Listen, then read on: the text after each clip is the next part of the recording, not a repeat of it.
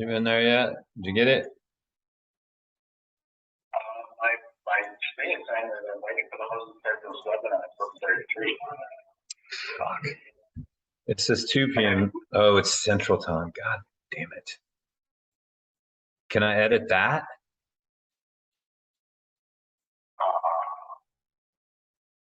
Yes. Where?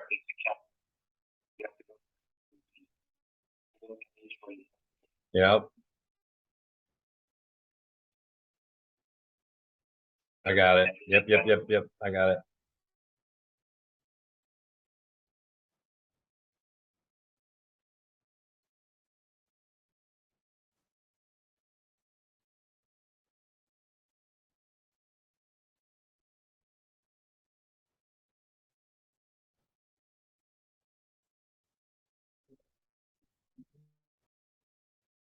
All right.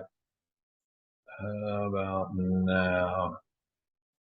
I just resent it again. See if you get it again. I rescheduled it. Here we go. Open the link. Join the family. I see me. You see me? Wait, connecting. Hold on. There we go. Hello. Okay, now we're cooking with gas. Okay. There we go. I Whose hear you now. picture's behind you? Oh yeah, that's Wayne. Look at him. Look at him, Ace. All right, I'm gonna go get him. Look at him, Bill. Look. I at see Wayne. him. I see half of him. And I see the other half of him. I'll be right back.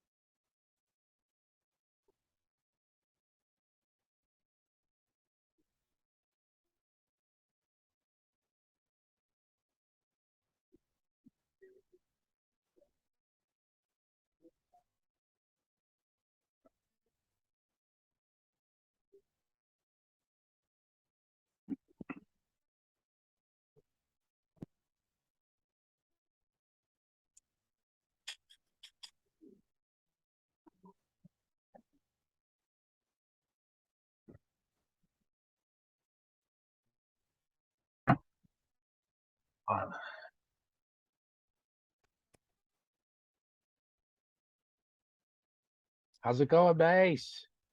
I'm doing fine. A little tired, but I'll be all right. Well, I guess we can officially start with introducing where you are. You're on site, on location in South Carolina, in Rock Hill, at the Winthrop Gold Championship course in the Stonehouse. Yeah, play musical chairs too. How you like that? That looks pretty good, Mace. So the championship has already started. The The championship has started. Oh the hard yeah, work the is ladies done. are already done with round 2. So Yeah, that's we're underway. The weather's good. Things are going well. We can go ahead and get the Facebook Live going.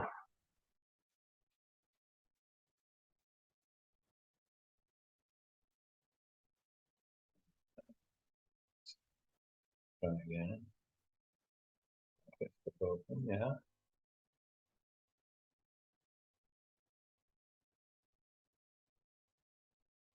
Uh-oh. Here we go.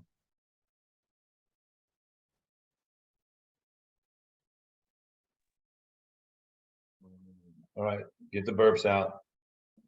The farts, all that stuff. He's talking to somebody. He's going to be here in 10 minutes.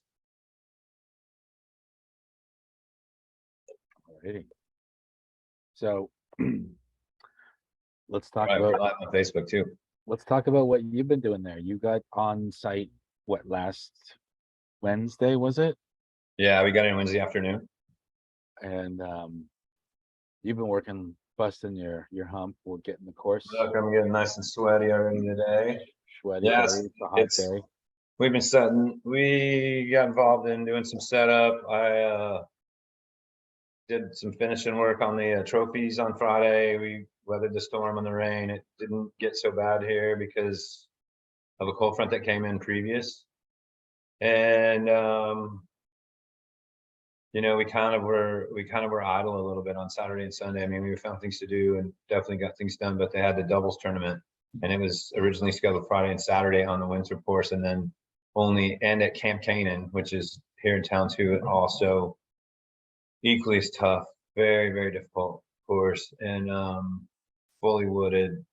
Part of it's on or it's all the entire thing's on an island in this river, in the Catawba River. Yeah, it's I've heard that somewhere in the neighborhood of $250,000 to $300,000 were spent on the installation of that course, equipment, labor, you know, everything. It was Harold. That's what kind of was Harold's retreat, designing that course while he was going through his divorce. That's what he told me, and it's amazing. I mean, it's hard as the. And it's hard as this course, you know what I mean? And so, you know, action was stifled over here for Friday. It wasn't horrible rain, but it was, you know, it would have been miserable to play in it. So they made the right call and scratched the day off of the doubles and allowed them on the course on Sunday, which originally wasn't going to be an option, but it is now. And that event's over. Monday qualifying happened. We were involved with the distance all day, or from about 1 o'clock on Monday afternoon, and that went really well. We had the big kicker PA over there, and I was playing music all day and announcing everybody's name and where they were from, and then announcing their throw distance and everything like that. Nice. And we ended up having a bit of a gallery all day. We probably had about 15 to 40 people at any given time. And Trey told me that nobody ever hangs out on doubles on Monday, and we had folks hanging out. You know, I mean, they weren't able to get on the course because the course was closed until Monday qualifying was over, and that it really went well. And we're having a meeting this afternoon, going to lay out the showcase. But you know, in between Tuesday and Wednesday, Tuesday we worked on state banners and a bunch of miscellaneous stuff on the course. Wednesday we set up the Villa Village, and Wednesday night we had the meeting over there, and then away we went on Thursday. So there's, I mean, there's a lot of meat on that bone, what you just threw out there. First of all, just with the distance itself, I think I read really quickly somewhere, the women's distance was 500 feet, 552 feet. Is that right? Let me look. I got it all down here in my. I mean, it's. I wrote it down and lost the paper, but luckily I took a picture of it with my phone. So yeah, Ella Hansen won with a 552-foot throw. 552 feet. Hannah Bloomrose threw 462, and Heyday Line threw 441. And she told me, like in her qualifying, Heyday, she was like, "Oh, it's too short. That's no good. I can go over 5 easy," but she just didn't have it that day. But she took third. She qualified for the doubles, but qualified for the finals. In the final, we had now qualifying throws were longer than this, but David Wiggins Jr.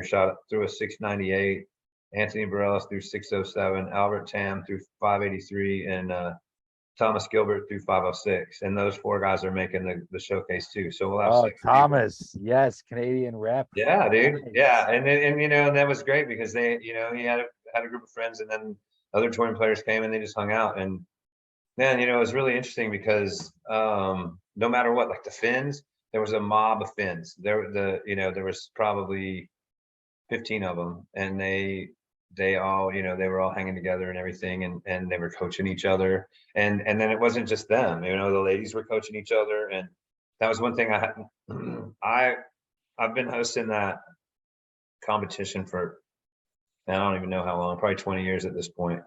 and the showcase, but not. I have never gone over there for the champion for the qualifying because I just always had something else to be on, and it was maybe we weren't paying enough attention to it, but dude, it was something. Everybody talked about it afterwards. I think we'll have a lot more people paying attention to it next year. Maybe we can even maybe it would even warrant a food truck or something, and some seats or something. Who knows? Maybe a little bleacher auction. I don't know, maybe. But yeah, it was awesome. It was, Just add we're gonna that do as it like another- that again next year. There you go. Add that as another agenda item to talk to the big man about for next year, the 25th. Oh, it's already on there. It's definitely gonna happen again like that. Still, I just can't. 552 feet. That is just, and she's 90 feet further than second place. Like that's amazing, mind-boggling. Hey, Hey, there he is. There's this is the man. busiest man in disc golf right now. Don't fear the beard. How you doing, Jonathan? Oh, Mace, can you Just move your look, camera? camera's right there. But can you move your laptop again? He's not coming in clear. Turn it. How about okay? Is that better? Speak a little bit. Check. 1, There 2, 1, 2. That's a lot better. You got it. Right on. Thanks for taking some time to stop by and talk to us, Jonathan. Much appreciated. I know you're super busy. You got it, man. And You were out there caddying for Hannah this morning. I heard you talking a little bit downstairs. Let's hear a little bit about that. Yeah, well, it was a 10 down with a double bogey on yeah, I mean, so she tied the best rounds of the day. There were 2 other 10 downs, but their cards were clean, so she missed 1 shot, and it was the tee shot on 17. So they went to the drop zone, pitched onto the green, had the worst position to putt when it's so close to the hay bales. And she's like, well, do you think I should lay up? And I was like, well, first off, you're asking, so probably. And I was like, you've already done, like, you don't need this. Like, you don't need this stroke. At this point, it's all about Sunday. So go up there, go pitch it up and take it and just give that one back. So I mean, so one of them was one stroke was given back kind of intentionally. And then we were just going to play for par on 18, and she put a rock right in the middle of the fairway and an AVR right in the upper part of the fairway into an AVR X3 and basically pinned it and got the birdie when we were really playing for par. So got the stroke right back that she laid up. So yeah, I mean, it's pretty incredible to see this this course from inside the ropes. Was that your first time to caddy on a round out here? Or yesterday and today? Yeah, I mean, I've never seen the player's perspective, and so I wanted to get that. I knew that would. Well, I thought that would help make me better to be able to just get that feel. But I mean, I feel like I've been her caddy since LVC in 2020. That's kind of. I mean, you caddied for her. At the Worlds and at US Women's this year, correct? And at Champions Cup. I mean, every major but European Open this year. But it started in 2020 when she had just joined Team Innova, and I didn't really know her. And I just asked her and Evelina if either of them would like a caddy, and Evelina just does not prefer to use a caddy. And so Hannah was like, sure. So did that. It was fun. Then here comes COVID. We start this year. I go to Augusta for the Champions Cup, and she's there. And I was like, well, hey, I got time in the mornings. I feel like I got to ask you first, out of loyalty, if nothing else. It's like we can pick up where we left off if you want. And she's like, yeah, that'd be good. And it was an incredible experience there, where she struggled. With the putter's been the thing which most people realize that she's battled. It's just kind of and almost everybody else at some point or another. I mean, that's sort of what you sign up for. But so we went through that emotional journey together and got the friendship developed, and it was kind of cool. We were standing around after the tournament was over, and we turned the cards in, and we were sitting there with Jennifer Allen and Drew Gibson and Anthony Barella. We were sort of hanging out talking, and Drew was like, so Anna, how's it like having, JP on the bag? And she's like, it's good. He's like, really? So he's a pretty good caddy? And she said, yeah, the best. And I was like, oh, wow. Okay. Well, that made me feel good. So I was like, all right, I felt like I'd earned the role. And so then we were just, knew I was going to be at US Women's. I was like, hey, I'm going to be there. If you want, let's just keep it going. And she's like, yeah, you can can always be my caddy if you're there. So went through the 4 rounds there and went through the entire world's blazing hot experience in Korea, but where I was essentially just picking her and Evelina up every morning and getting them to the practice facility and going back and picking them up and getting them right to Hawaii and hopping on the bag. And so I kind of began to think about it at Worlds. I was like, you know, it's going to be, I wonder what it'd be like to try and caddy here and see what that would be like. Right. And then they went from Worlds, they had a week off, and then they went to Green Mountain. And, you know, she obviously played well. It was a great Worlds finish, finished second. And then she goes to Green Mountain, right back up there again, tangling with Kristen at the top, you know, trying to get the win. And on the final day at Green Mountain, I'm in Pennsylvania with family, watching the coverage on my phone. And on Sunday, she's in contention and she's out there in the rain, the only one with a caddy. And I was like, so hard to watch. So I had those caddy feels. I was like, man, I wish I could be there to, you know, to help, because you're at a disadvantage, especially in adverse conditions. So I was like, all right. And that moment kind of sealed the deal for me. I was like, there's no way I'm going to sit at Winthrop and watch her compete. And so I just added that to one of the most important jobs for me of the week. And I worked myself in position to be able to do it and be card tomorrow. Nice. That's really cool, because it just goes to show the depth of the staff here, you know, because if you didn't have 10 people, 20 people, 30 people, 40 people backing you up in all of this, you wouldn't be able to take the morning and go and, you know, take in something that really is. I think that's going to pay dividends in the long run for sure. You know, Well, yeah, over time, you're just going to back on that and think about that experience and then relate immediately. You don't necessarily need a reference from a player. You've got one from a caddy's perspective. yeah. So it's, you know, I didn't tell a lot of people. I mean, you know, she knew it was a possibility, and, you know, Jay Pontier and there's a few others that knew, who I kind of wanted to just sort of sit there in my seat basically and be a voice of calm. And, you know, even if you didn't necessarily know the answer to everything that might come up.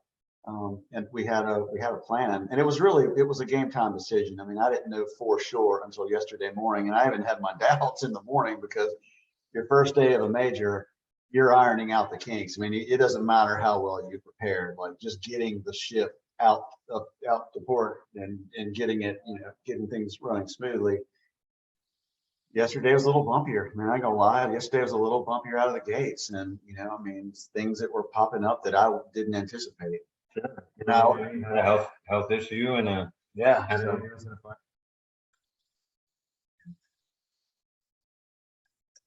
weather. Holy cow, man! I mean, yeah, the weather.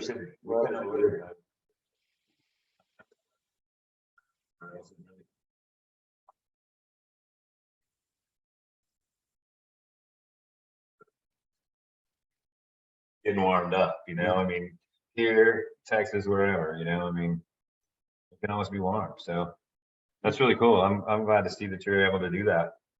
So, what else do you want to talk to us about? I mean, we're underway. We've got the ladies got 2 rounds under their belt, and men are well underway for this round.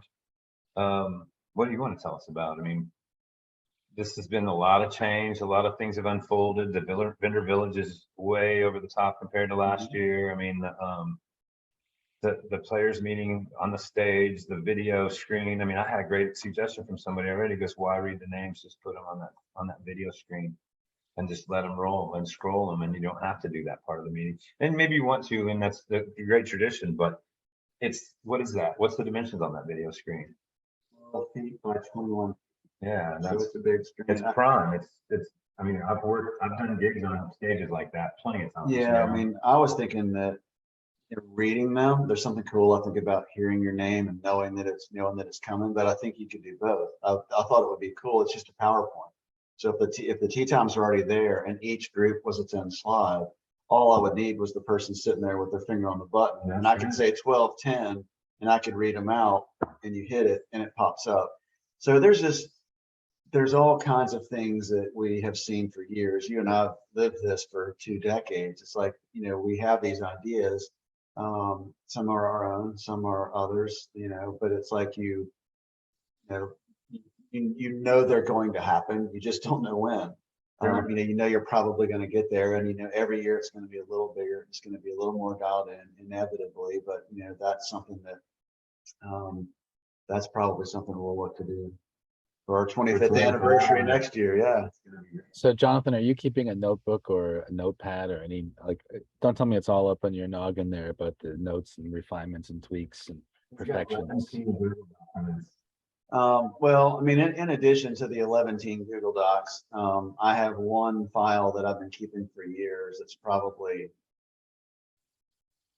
200 pages at this point, of just things that, like, for example, I don't hang on to my to-do list every year. Some of that stuff I go back and I clean out, but as I have a planning document where at the top it's urgent, time sensitive, and then just a basic to-do list. And I update that pretty much every day on the month or so running up to the event. And then when I get to this week, it's topics for it's like, this is what's on tap today. Right. And then you still have the urgent, the time sensitive, and you kind of work your way through it.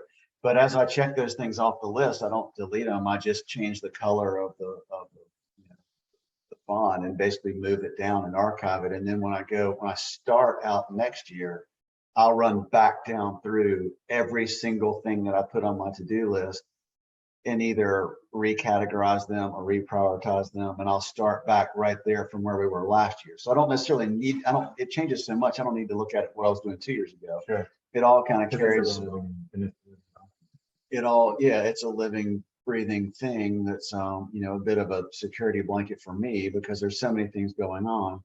So it's that, and then the budget seems kind of weird, but the budget is almost like a checklist of things that need to be done. So in each category, awards, there is to do, check with Brian to find out where the trophies are, and updating the budget there. So it's like I have, and that's something that's more for the two other people who have eyes on the budget. That's something where they can add to that list and I can add to that list of things that either I need to do or they need to do. So that's pretty helpful. But that document, just like the Word doc for me, is just super helpful, because I can just, some of it's sort of even journal, where I'm just thinking through something like the village. What are we striving for? What are the goals? What have I, I'll go to a music festival and see things that I'll find inspiration, and I'll go back and I'll write in that document, this is what it looked like. This is what it felt like. This is what they had. Like that stage line SL 100. Yeah. I was at Dome Fest in Thornville, Ohio, Legend Valley, and I saw that stage. It's like, that's the stage I want. And I took a picture of the side of it, and that's the stage we got. I knew what I wanted. It was a matter of where we're going to get it. And so it's like, and then at Worlds, they had an amazing TV screen, but they put it behind the green of 18, and the players, it was like you're putting at the green and you're looking at video playing behind you, and the players didn't like it. So they were having to switch to just like the UDIS. They defaulted to the UDIS scores, which was cool. But I mean, that was a takeaway. It was like, okay, well, you can go do a really good thing and put it in the wrong place, and the whole thing comes not undone, but you don't want to spend that kind of money on something and then have everybody mad at it and just mad at you. Yeah. So you just gather that stuff as you go, and it isn't always at disc golf tournaments. I mean, it's at concerts and it's watching other sporting events, but I'm always sort of mindful of what, on the lookout for things that we can add or do to make this an even cooler. I know each year you always try to make it a little better, a little more tangential, but next year being the 25th, you probably are thinking way beyond the box on a lot of things, aren't you?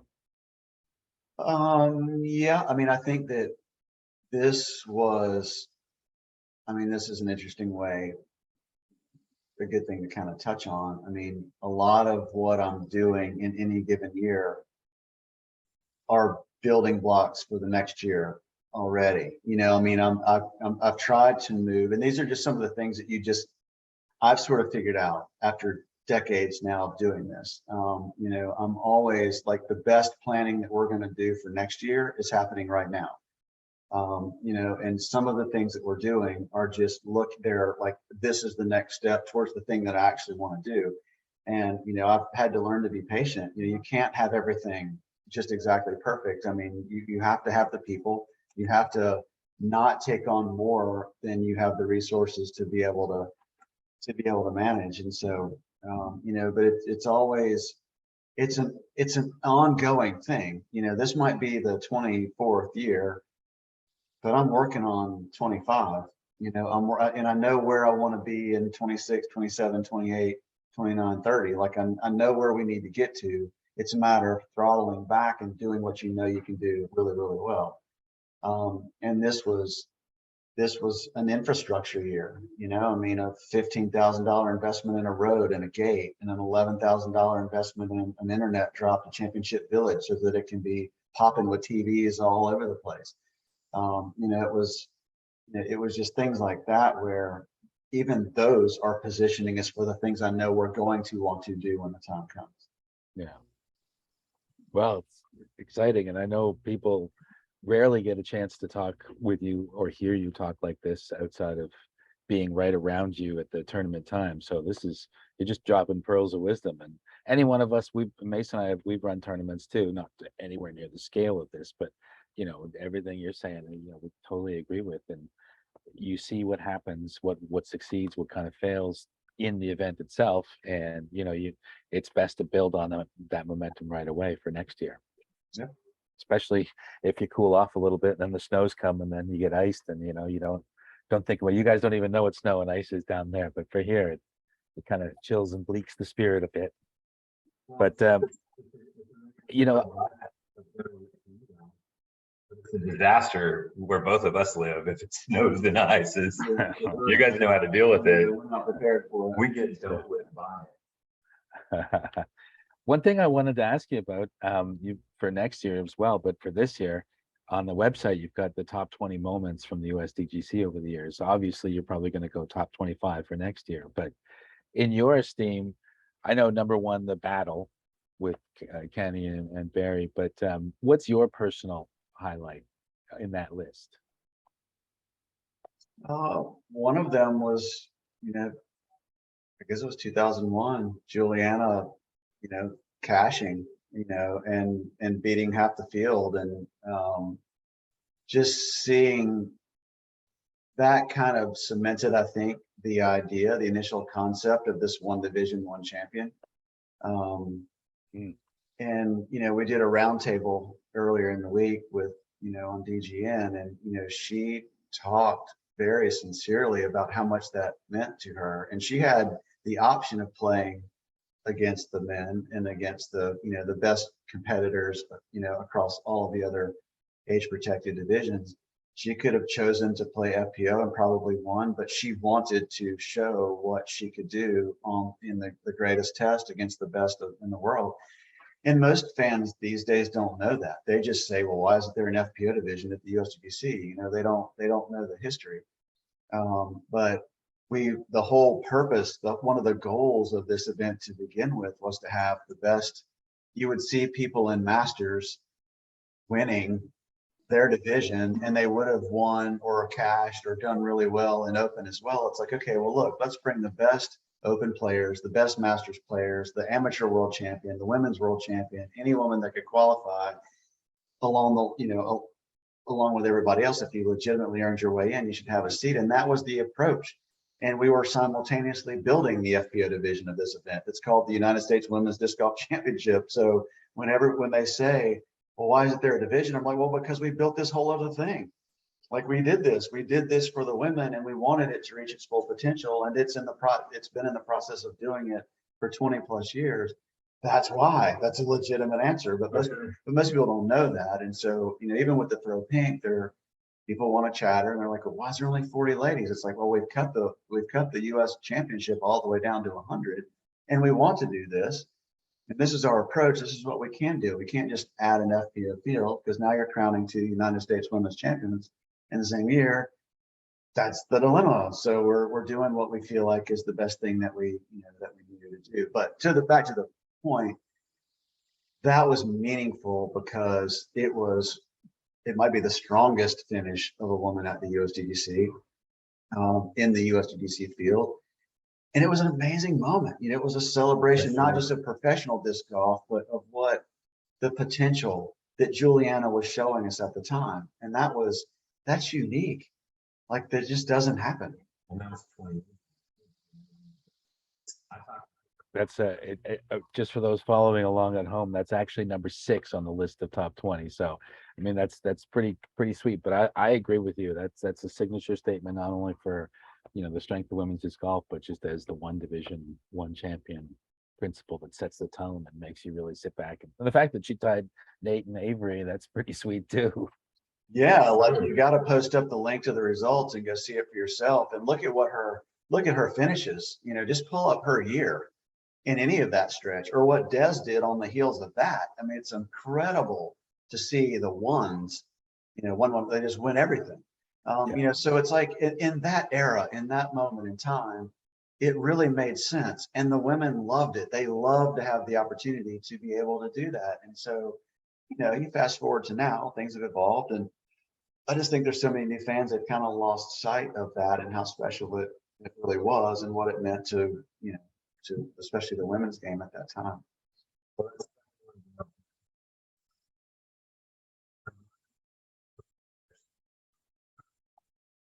To remind them that of what happened before they got here, and all the groundwork that was laid. I mean, there's just so many things where you just point and go, I remember when that wasn't even possible. Like for myself, for example, like you go to these big events and there's 5 to 15 vendors at every one of these events. When I used to travel, most of them would be like, no, I need to make that money. You can't come out here and sell your merch. You gotta I'm going to give you 2 hours on Friday night or 2 hours on Saturday night. That's what you get.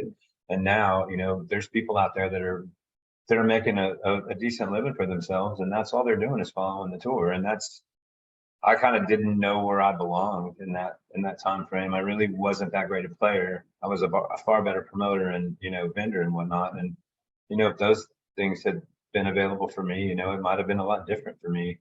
However, I'm very satisfied with the part that I played that led to what's going on now, and whether it's here or just generally speaking in disc golf. So, and you provided me with quite a few of those opportunities, and I thank you for that.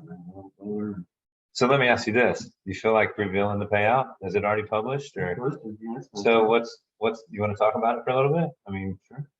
What's going on? What are the women getting? What are the men getting?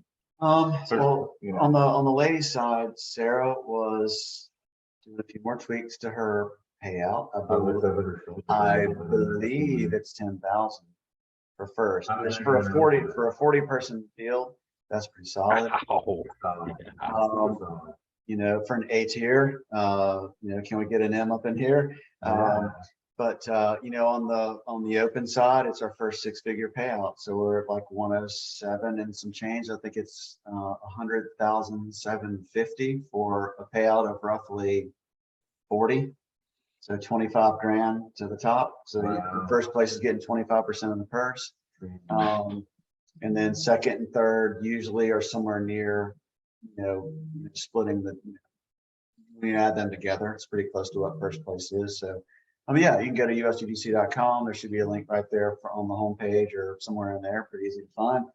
We got our web guys downstairs. They're moving stuff around on the site throughout each and every day. So I don't know where the payout landed, but it's for sure out there. We're pretty proud of that. And players, I think the higher amount, just to clarify, I mean, we are making sure that we share not just the cash that we can add as a tournament.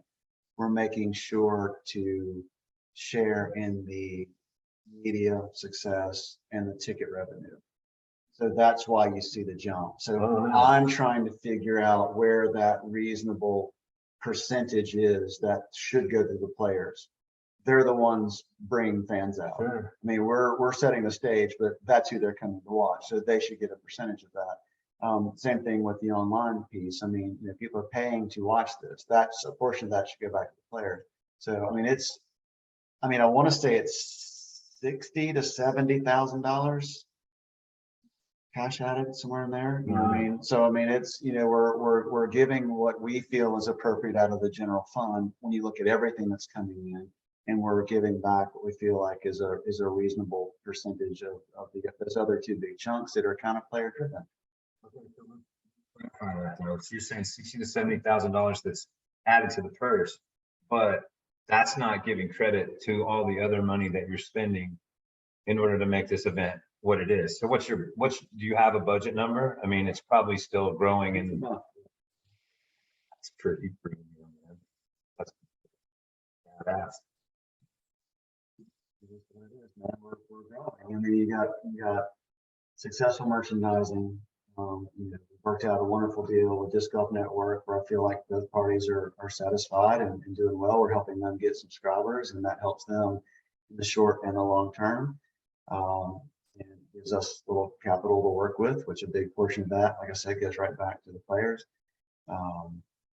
Ticket sales, I mean, that's another six-figure chunk, and you know that again, that goes back to the players. And it's nice to be at a time now where you don't have to go beg sponsors and explain what disc golf is. You know, I mean, now national and international, now they're like, hey, we've got a lot of people in our company that play disc golf. We know disc golf is booming. We did a little research. We'd like to get into supporting the game. And everybody we talk to says, come, you know, to ask you guys, how can we be part of this event? So it's coming to us now, you know, and I mean, that feels good because we've earned it. We've worked hard for most of the stretch. It wasn't that way. So we've worked hard. People throughout the disc golf industry have worked hard. The players have worked hard. The media teams have worked hard. It should come easier from that standpoint. And, you know, with that money becomes higher expectations, which is like with the fans. The other, you know, I talked about a percentage of the money from ticket sales going to players. Well, a lot of the money that comes from the fans goes back to the fans. I mean, we quadrupled our Porta-John bill, you know, I mean, because I wanted to make sure with an event that was, you know, had a huge women's presence, that they didn't have to use the same single Porta-John unit that all the dudes were using, because that's a very different experience as a woman than it is as a dude. Yeah. So I mean, we upgraded to really nice coaches with men's and women's restrooms and scattered them throughout the course, so that only in an emergency would you have to use, as a woman, would you have to go use a single stall. That was important. You know, I went by the 40 by 80 fan hospitality pavilion, and that's a $15,000 to $20,000 structure. When you look at all that, but when I rode through there, there's seating for 200, and it was almost full. Yeah. So early in the day still. So it's like we were, you know, again, your budgeting is partially from your overall budget, but there also is you scale down a little bit from that or drill down a little bit. It's like, okay, well, if the money that's coming from the fans, how are we going to give back to the fans? And what portion of that should go to the players? And so looking at it from that standpoint, helps give you some peace of mind as you decide, of all of the things we could do, which of these things should we actually do? Same thing with the video screen and the stage and the entertainment and creating this. Dude, the vibe in the village is off the hook. Yeah, nice. I mean, we haven't even seen the huge crowd yet, you know. No, it's awesome. And so, you know, that is reassuring. It's been even better than what I had hoped for. But it wouldn't have been had we not taken the fan money and said, you know what, we're going to reinvest this. When you get here, you're going to feel good about the money you spent and the decision you made, period.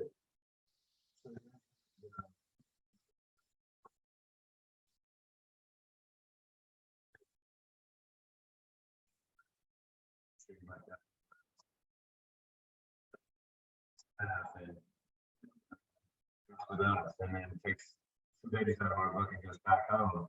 I did finally get to go to a Japan Open, and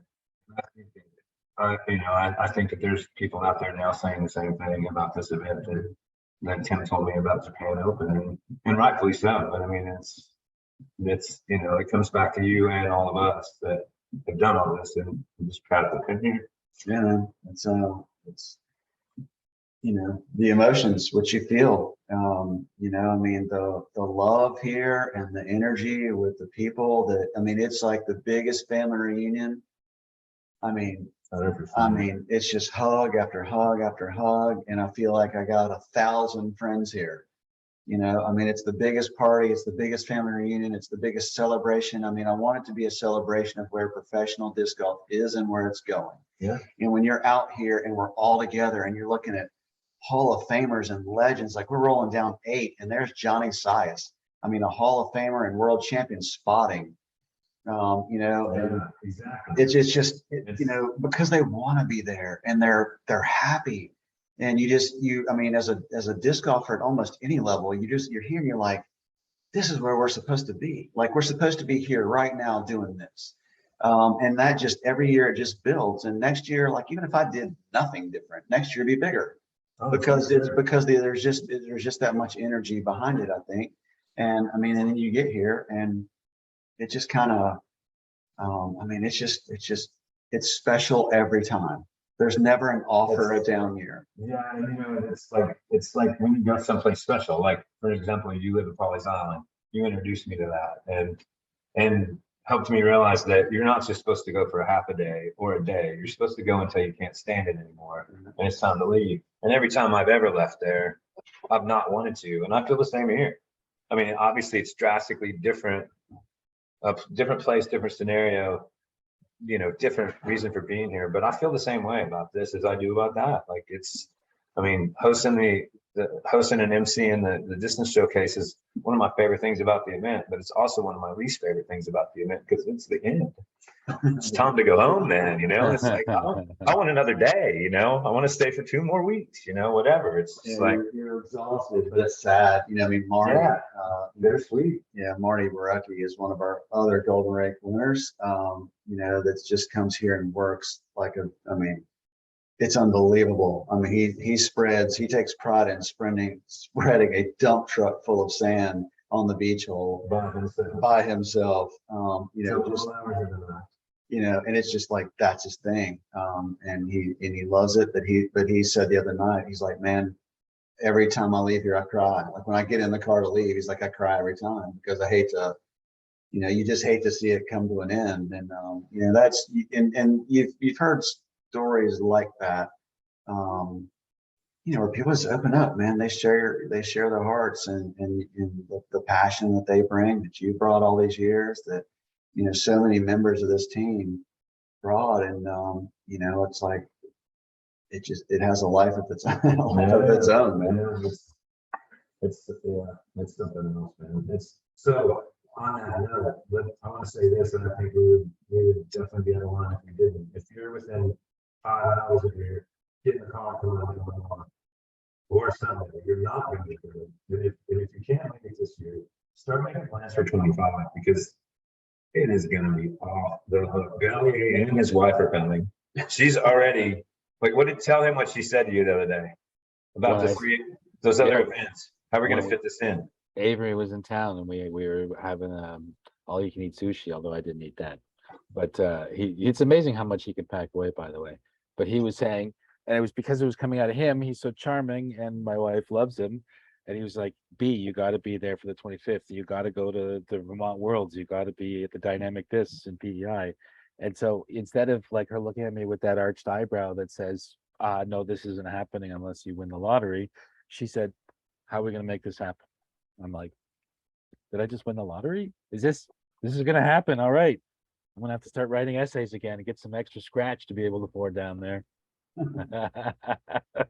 But no, I don't want to miss it. I don't think after your impassioned monologue there, seriously, no one's going to want to miss what's happening next year with this energy, this love. I mean, that's one of the greatest things about this sport is that disc golf is a family, and the tournaments are a way of having a family reunion. And this is the biggest family reunion on the planet outside the Worlds, but this is all one division. We're all together. There's only one course. There's nowhere else to go. It feels so, the concentration of energies there is just, that's what sucks the most is when everybody leaves, you feel the vacuum of all that energy go, you know? Yeah, it's true. Well, one point I'd love to make on that, you know, and this really is for all tournament directors out there, you know, and I learned this kind of the hard way, to be honest, early on, because I didn't know, and I didn't have people around me. Well, there's one person, I'll get to that in a second. But I mean, you don't realize just how up you get. You know, you don't, like, we're tired and we don't know it because we're running on all this adrenaline. Sure. And when when this is over and everybody's gone and you're slogging through the accounting and you're taking down tents and banners and loading trucks and nobody's talking about how awesome it is, and you're basically, the volume gets turned down. When you come back to normal, normal feels lower than normal did before you started to get up, and it happens every single time. And you get back to like your normal routine and you feel depressed. And that's normal. I mean, if you're a TD, if you're a new TD and you haven't felt it and you plan to keep going, just know to prepare yourself for that. I mean, try and keep the steadiest pace that you can. I mean, take care of yourself, eat well, stay hydrated, and just know that at the end, there's gonna be a letdown, and that's okay. And then as your events get bigger and you get better and more experienced at managing it, then your obligation turns to the people on your staff, because they're going to feel it too. And Russell Schwartz is the one who helped me through that. Because I struggled really hard the first couple of years and I didn't understand it. I didn't know it. I couldn't sit here and talk to you the way that I couldn't share this because I didn't understand it. He's like, look, this is, he is the theater comparison. He's like, this is very common in theater.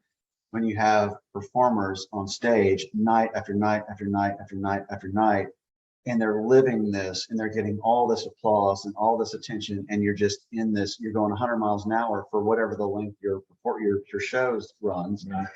But then when it's over, a lot of those performers have historically not fared well, because now you're like, many of them might not have another job lined up. And so you're now all of a sudden it's quiet, and when you return to normal, it feels lower. And so anyway, I remember him sharing that story with me when I was, out here in the rain, taking down stuff and just like, chin in my chest, and just felt kind of miserable. And now I will still feel the fatigue. Sure. But in some ways, it's almost like I'm waiting for it. I'm waiting for that moment to feel it. And that reminds me that I'm aware. I'm living in the moment. I'm aware. I knew it was coming. I knew what it is. I know it will pass, whether it's a day or 2 or 10 or whatever. I don't worry about it. It's one day. It's like it is right now. It's one day at a time. I mean, I need the strength to make it through the day, and I have that. Right. And I'll worry about tomorrow. Sure. That's some fine wisdom right there, brother. I've been running tournaments for 20 plus years, and just the way you put it right there, that's, sometimes people can say the right words at the right time. I think that's it, man. Seriously. It's tournament director wisdom right there from the absolute boss of the tournament directors. One thing that I've learned from him, and I would ask him that, was one time I talked to him, and I was probably frustrated and a little bit panicking and worn out and just all those different emotions. And this was back when I was course superintendent. So I was also vending, and I was trying to play and doing all that. I was wearing 3 different hats back then. I'll even hardly find one hat at a time now. And I said to him, I go, dude, we're not getting this done. This is not going to happen the way you want, blah, blah, blah. I just don't know. And he goes, listen, you settle down, stay as close to even as you possibly can. And just realize you get everything you can done today and tomorrow. And then when we start the event, whatever we didn't get to this year, we're going to get to next year. And it's a little bit of, it's kind of almost like you're backing off to some degree, but at the same time, you're just continuing on the same pace. And when you get to that finish line, what you did was what you did. And this is what we got to present. And then next year we'll improve on it. And we have, and it's amazing. Yes, it is indeed. Well, Jonathan, I know you're super busy. We do appreciate you taking time to stop by and talk to us. Any last minute treats that you want to spill? Are you going to be with Hannah the whole tomorrow and Sunday as well? Are you going to go out there, or is that it for the caddy duties? No, I mean, that's, I consider it to be, I told her the end of worlds. I was like, it's an honor to be your caddy, and it's an honor to be your friend. And so for me this week, it's one of the most important things that I could possibly be doing.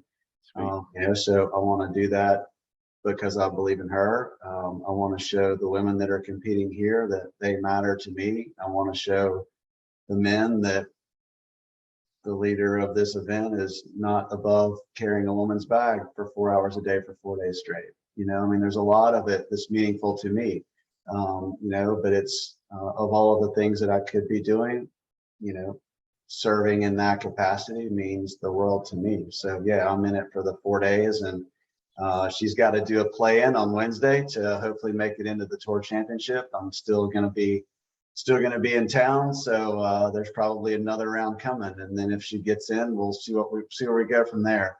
But yeah, I mean, it's an honor to be able to watch somebody of that skill level perform and go through the emotional roller coaster, and to have built the friendship and the trust and the camaraderie there. So, you know, I try and give all of me that I can to everybody that I possibly can. And, you know, she's at the top of the list for a completely different reason.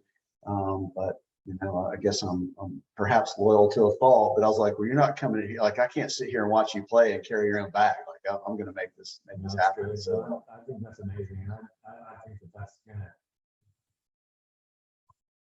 I played around, Brendan and I played around with Harold at Fuel last year on Sunday. And he goes, I need to get a few holes in and just work on a few shots because I'm playing Monday qualifying, because I need to know what these guys are going through. And I think it's the same kind of thing for you. You know, you have an idea, but until you get out there, and now you've got 2 rounds under your belt, and you have more, I'm sure, a much greater idea of what's going on the course. well, and I would say, and I spoke to Andrew Duvall earlier, and I had already praised Andrew Duvall and Michael Sugar, complete heroes for getting the course, which was in probably about the worst shape that it had been summer that I've ever seen it. For sure it was, to where it is now. And you know, I mean, I pulled Andrew aside earlier when we got done with that round, and I'm like, man, when you're hanging on every throw with the person that you're caddying for, and you're taking in all of the course and thinking about the course, and it's akin to the player piece, but I mean, sometimes you're so in your own head as a player, there might be other things that you can see. So I'm kind of in a happy sort of medium. Like, I'm able to live vicariously through her in every shot and every putt, but I'm also able to sit back and listen to the volume of things, and look at the flow of things, and look at the unbelievable effort. I mean, the work that they put in, the detail that they put into getting this place ready. I mean, I know Winthrop has caught some flack because we've innovated and tried different things, and sometimes people like it, sometimes they don't. But whatever, man. Like, you're entitled to your opinion, but I mean, I've been at all the other big majors of the year, and to see what this place looks like and the detail that goes into this, I mean, come on. It is legit. And I'm not just saying that because it's Winthrop. I'm not saying that because it's a tournament that I'm a part of. Like, the effort is extraordinary. And so hats off to those guys for creating an experience that is where every major, every elite series, every tour event should be this, or as close to this, or better than this, if possible. No, but I mean, that's where professional disc golf is. And so, you know, I mean, this is I said it earlier in the talk. I mean, this is a celebration of where disc golf is and where it's going, you know, and I'm really proud of what they did to get this course ready. I'm proud of what everybody has done and is currently doing, you know, to just elevate the experience and push this forward. You know, I mean, that is what is happening. And if you want to come see that for yourself, bring it. You know, it's bigger than what you think it is. You know, it's more polished and more professional than what you think it is. Not because of me, but because of all of us. So, you know, you're not going to fully believe it or appreciate it until you see it. And I mean, and if you're disappointed when you get here, come tell me and we'll work it out. I want to ask, I heard Joe told me that y'all the event filled the south and the north lot.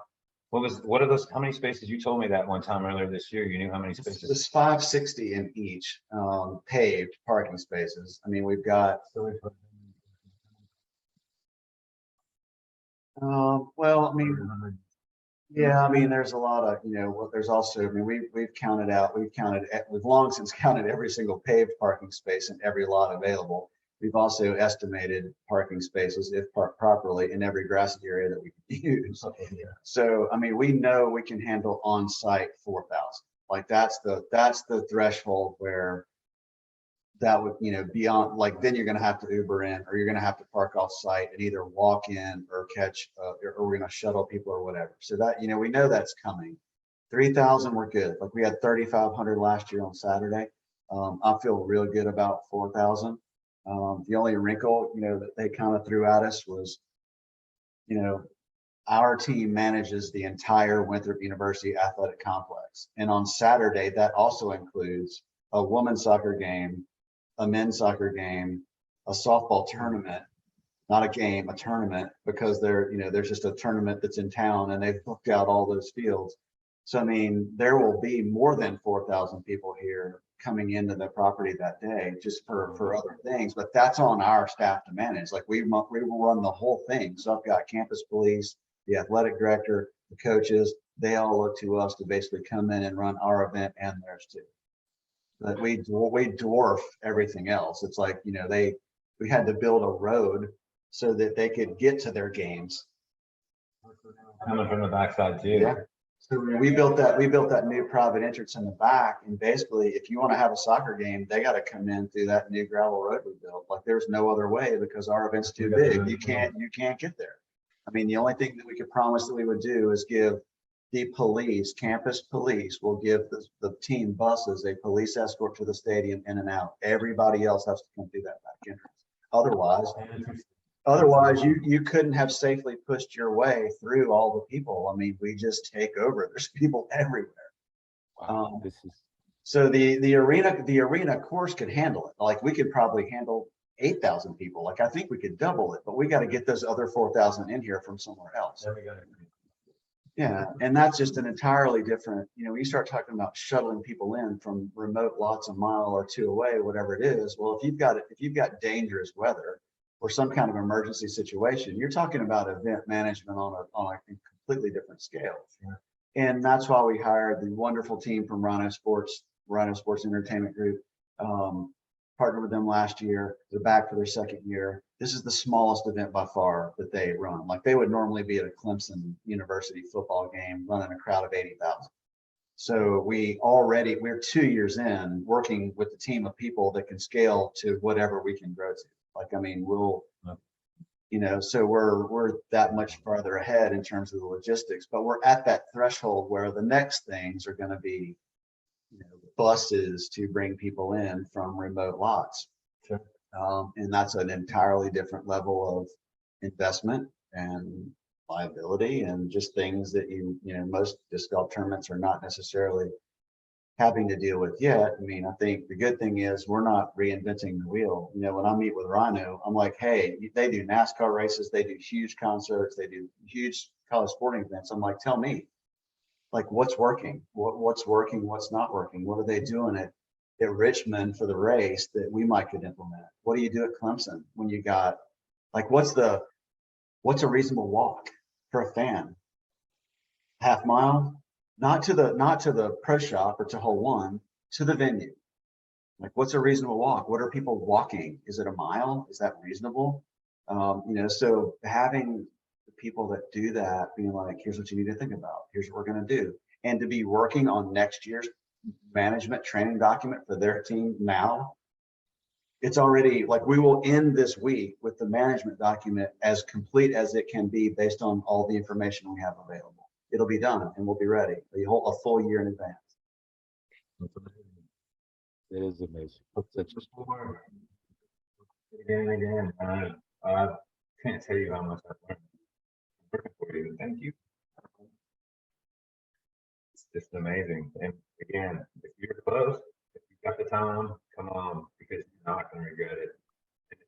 And if you don't have the time this year, go ahead and block that week off next year and take some vacation. Because if you're a player, it doesn't matter whether you're playing or not. You're not going to have a bad time here. We're going to see to it. I mean, in every form imaginable, we're gonna present you with an opportunity to have a good time, and it's gonna be amazing next year. And it's everybody in the world needs to come down and hear Mace work the mic for the distance finals. Absolutely, the showcase. That's where you shine, my friend. So, well, thank you. Absolutely. So thank you again, Jonathan. We really appreciate you taking this time to stop and drop some serious pearls of wisdom with us. Beautiful to see you as always, and keep fighting the good fight. Hannah is currently in fourth, and she shot a wicked 59. Wicked 59.